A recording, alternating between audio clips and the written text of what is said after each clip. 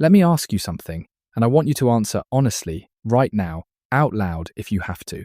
Are you rich? If you're anything like almost everyone in Britain, you just said no, instantly, without even thinking about it. And the data agrees with your gut. In this country, fewer than 1% of people will ever describe themselves as upper class. We are a nation of people who feel skint, who feel like we're one bad month away from the edge. But here is the uncomfortable truth I am going to prove to you in the next 4 minutes. A huge number of you watching this right now are far, far closer to the top than you have ever allowed yourself to believe. You've just never seen the actual numbers. So let's climb the ladder together, one rung at a time, and find out exactly where you're standing. But before we climb, we need one tool, one idea. Because there are two little words the newspapers love to smudge together, and getting them wrong is how people end up feeling poor for no reason. Those words are average and median. The average, the mean, is what you get when you take every salary in the entire country, add them all together, and divide by the number of workers. Sounds fair. It isn't. Because a small handful of hedge fund managers in the city, on truly enormous packages, can quietly drag that average upward for everybody. The median is different, honest. Line up every single worker in Britain, from the lowest paid on the left to the highest paid on the right, and the median is simply the person standing in the dead center of that line.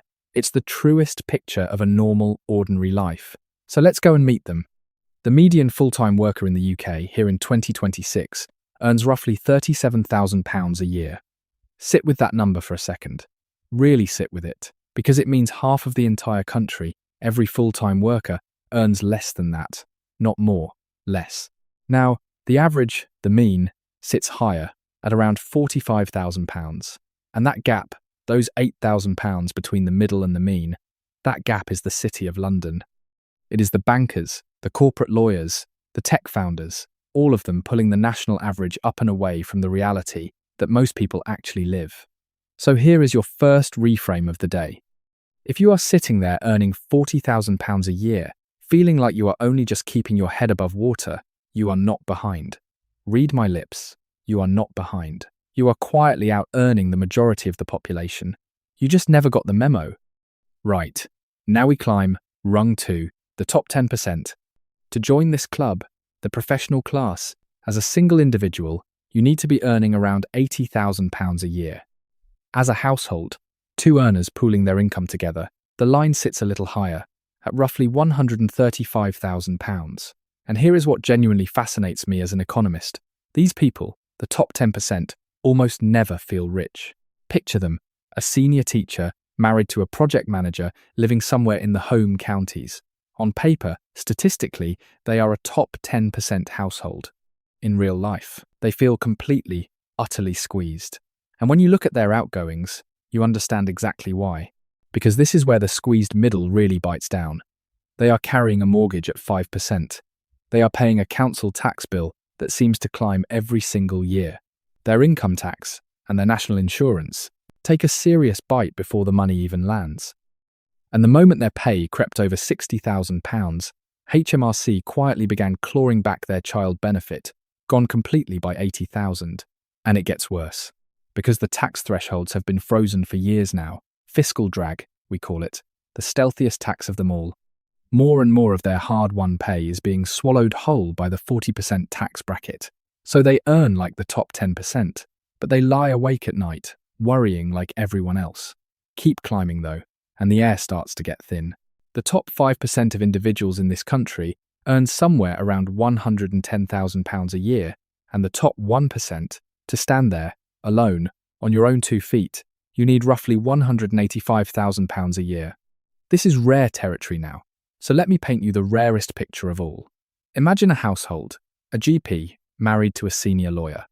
Put their incomes together, and they can comfortably clear the household top 1% threshold, which sits at around £400,000. Extraordinary money by any measure. And yet, and this is the part that almost nobody stops to understand, they are still, fundamentally, just salary earners. They wake up in the morning and they trade their hours for money. Brilliant, well-paid, highly skilled hours, yes, but hours all the same. And if they stopped working tomorrow, the income stops dead with them. The tap runs dry the very same day. For all that income, They are running on exactly the same treadmill as the median worker on £37,000. The treadmill is just moving a great deal faster. And that word, tap, is quietly the most important idea in this entire video, because income is just a tap. It's the water flowing in. But wealth, real, durable wealth, that's the lake. It's what you have collected and kept and let sit. And once you truly understand the difference between the tap and the lake, everything you thought you knew about who is rich in this country falls apart. Here's the proof. Take a high-earning Londoner, pulling in £150,000 a year, big tap, enormous flow, but they rent a flat that costs a fortune.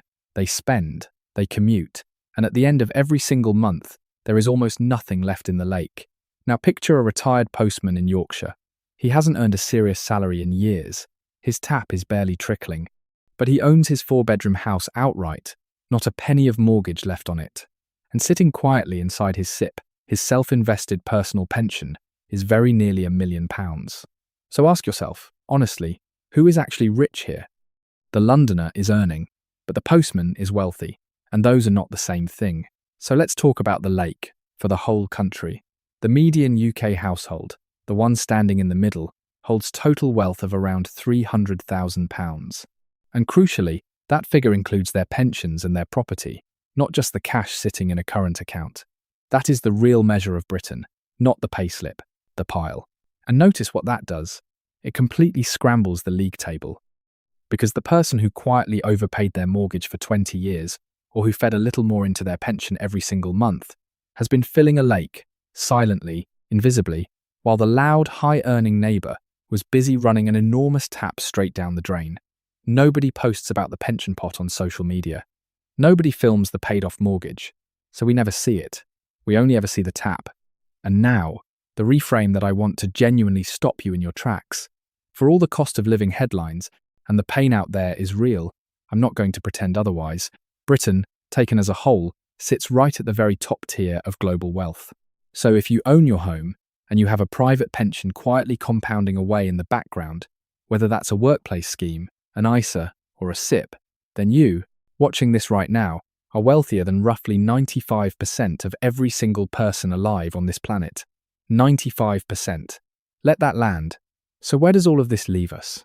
Wealth, it turns out, is a moving target. And the single biggest mistake we make, every one of us, myself included, is that we compare ourselves to our street, to the neighbour's new car sitting on the drive, to the colleague's holiday photos. We measure ourselves against the people right next to us, and we never once compare ourselves to the actual ONS data, the data that would quietly tell us we are doing just fine. Because here is the real truth, the one I want you to carry with you after this video ends. True wealth was never really about the number printed on your payslip. True wealth is the gap, the quiet, powerful gap between your income and your ego. Close that gap, and it turns out you were rich all along. If you learned something from this video, make sure to like and hit subscribe. See you in the next one.